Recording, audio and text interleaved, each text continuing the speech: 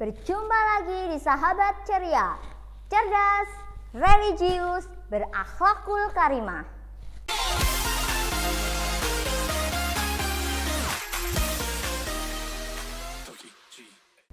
Assalamualaikum warahmatullahi wabarakatuh. Anak-anakku tersayang kelas 3, hari ini kita akan belajar tema 1, subtema 1, pembelajaran 1, 2, dan 3 tentang ciri-ciri makhluk hidup. Apakah kalian sudah siap? Jika sudah siap, perhatikan dengan seksama. Kita akan belajar mengenal pola irama sederhana. Pola irama sederhana merupakan gabungan antara bunyi panjang dan bunyi pendek. Kita akan melihat simbol garis panjang untuk menyanyikan pola irama dengan bunyi yang panjang. Sedangkan simbol garis pendek untuk menyanyikan pola irama dengan bunyi yang panjang. Dengan bunyi yang pendek. Untuk lebih memahaminya, perhatikan contoh yang akan Bunia tunjukkan. Kita akan mempraktekkan membuat pola irama sederhana pada lagu Kupu-Kupu yang Lucu. Kalian tentu pernah melihatnya dan mendengarnya. Perhatikan pada tayangan. Di sini sudah Bunia siapkan syair dan pola iramanya. Kita akan menyanyikannya bersama-sama. Ingat, simbol garis panjang dinyanyikan dengan bunyi yang panjang. Simbol garis yang pendek dinyanyikan dengan bunyi yang pendek. Mari kita nyanyikan. Kupu-kupu yang lucu. Perhatikan anak-anak, pada syair ku dan cu memiliki simbol garis panjang sehingga dinyanyikan panjang. Pada syair kupu-kupu yang lu memiliki simbol garis pendek sehingga dinyanyikan pendek. Mari kita lanjutkan syair berikutnya.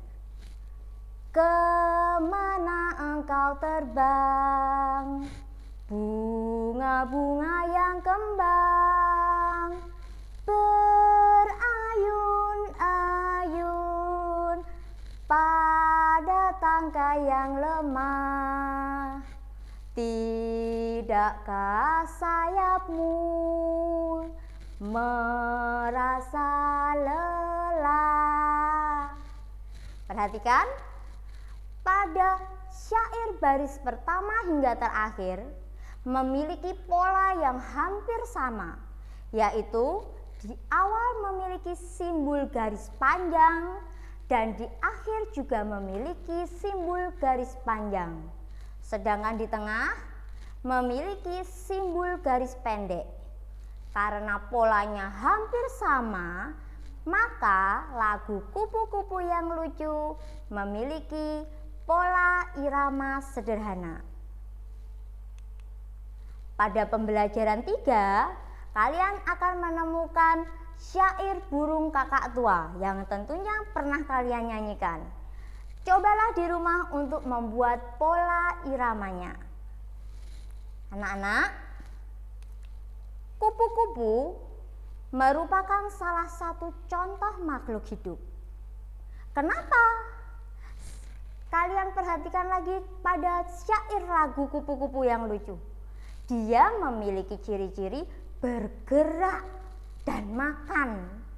Oleh karena itu, dia termasuk dalam makhluk hidup. Apakah ciri-cirinya cuma bergerak dan makan? Tentu tidak. Kita akan mempelajari ciri-ciri makhluk hidup yang lainnya melalui teks bacaan. Perhatikan dengan seksama. Ciri-ciri makhluk hidup. Makhluk hidup memiliki ciri-ciri yang berbeda dengan benda tak hidup. Makhluk hidup memerlukan oksigen untuk kelangsungan hidupnya. Makhluk hidup bernafas untuk mendapatkan oksigen. Dari paragraf ini dapat kita temukan ciri-ciri makhluk hidup yang pertama. Apakah itu? Bernafas. Bernafas adalah menghirup oksigen dan mengeluarkan karbon dioksida. Kita lanjutkan. Makhluk hidup juga memerlukan makanan untuk kelangsungan hidupnya. Makanan diperlukan oleh makhluk hidup untuk tumbuh dan berkembang. Pertumbuhan makhluk hidup ditandai dengan perubahan bentuk dan ukurannya. Perhatikan gambar berikut. Ciri yang dapat kita temukan pada paragraf kedua adalah tumbuh, makan. Tumbuh adalah perubahan menjadi lebih besar dan lebih tinggi. Kita lanjutkan lagi. Makhluk hidup berkembang biak, artinya bertambah banyak. Makhluk hidup berkembang biak untuk mempertahankan jenisnya agar tidak punah. Ciri selanjutnya adalah berkembang biak. Dan terakhir, pada paragraf terakhir, makhluk hidup bergerak. Cara bergerak makhluk hidup bermacam-macam. Ada makhluk hidup yang bergerak dengan berjalan dan berlari. Ada juga yang berenang atau terbang. Ciri terakhir adalah bergerak. Bergerak adalah berpindah tempat. Oke, kita sudah menemukan ciri-cirinya. Sekarang kita akan mendata apa saja ciri-ciri makhluk hidup yang kita temukan. Ciri makhluk hidup adalah 1. Bernafas, 2. Makan, 3. Tumbuh, 4. Berkembang biak, dan 5. Bergerak. Kosakata tentang ciri-ciri makhluk hidup ini bisa kita buat menjadi sebuah kalimat. Ingat, kalimat yang baik adalah kalimat yang ditulis dengan awal huruf besar dan diakhiri dengan tanda baca. Ibu sudah menyiapkan beberapa contohnya. Mari kita lihat. Kata bernafas. Contoh kalimatnya, manusia bernafas melalui hidung. Kalian dapat melihat pada tayangan untuk contoh-contoh yang lainnya. Selanjutnya anak-anak, tahukah kalian bahwa jenis kupu-kupu di dunia ini ada ribuan? Apakah kalian sudah pernah menuliskan angka ribuan? Jika belum, kita akan belajar bersama-sama. Bilangan ribuan artinya bilangan yang terdiri dari 4 angka. Contohnya 4125. 2150. Coba kalian buat beberapa contoh bilangan ribuan di rumah. Jika kalian sudah bisa membuatnya, kita akan mempelajari tentang nilai tempat. Nilai tempat dimulai dari nilai tempat satuan, puluhan, ratusan, ribuan, dan seterusnya. Nilai tempat selalu diawali dari angka yang paling belakang. Kita lihat pada contoh. Angka 3 terletak paling belakang. Maka dia menempati nilai satuan. Angka 2 menempati nilai puluhan. Angka 1 menempati nilai ratusan. Sedangkan angka 4 menempati nilai ribuan. Kalian sudah mengerti tentang nilai tempatnya. Maka angka 4123 dapat dibaca 4123. Sudah paham sampai sini? Kita akan belajar untuk mengurutkan angka ribuan tersebut. Angka ribuan akan kita urutkan dari yang paling kecil hingga paling besar. Ibu memiliki 5 angka yang tersusun secara acak.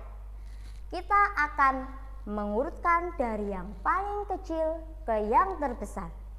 Lihat, ada angka 2750, 1750, 4250, 3750, dan 4750. Karena kita akan mengurutkannya dari yang paling kecil, maka pilihlah satu angka yang terkecil dari bilangan acak tersebut. Apa kalian menemukannya? Ya, angka 1750 adalah angka terkecil, sehingga dia menempati urutan pertama. Selanjutnya, cari lagi angka terkecil dari 4 bilangan acak yang tersisa, yaitu 2750. Selanjutnya 3750. Selanjutnya 4250, dan yang terakhir adalah 4750. Kita juga dapat mengurutkan bilangan ribuan ini dari yang paling besar menuju yang paling kecil. Caranya, kita cari angka terbesar, yaitu 4750. Angka terbesar berikutnya 4250. Angka berikutnya 3750. Angka berikutnya 2750, dan yang paling kecil adalah 1750. Sila pertama Pancasila berbunyi ketuhanan yang Maha Esa dengan lambang bintang emas. Sila pertama Pancasila menunjukkan bahwa bangsa Indonesia percaya dan bertakwa kepada Tuhan yang Maha Esa. Oleh karena itu, setiap manusia yang ada di Indonesia, warganya memiliki kepercayaan kepada Tuhan yang Maha Esa. Seperti kita beragama Islam, kita percaya adanya Allah Subhanahu wa Ta'ala. Oke anak-anak, cukup sekian yang dapat Bunia sampaikan. Kita akan bertemu pada pembelajaran selanjutnya. Sampai jumpa lagi. Wassalamualaikum warahmatullahi wabarakatuh.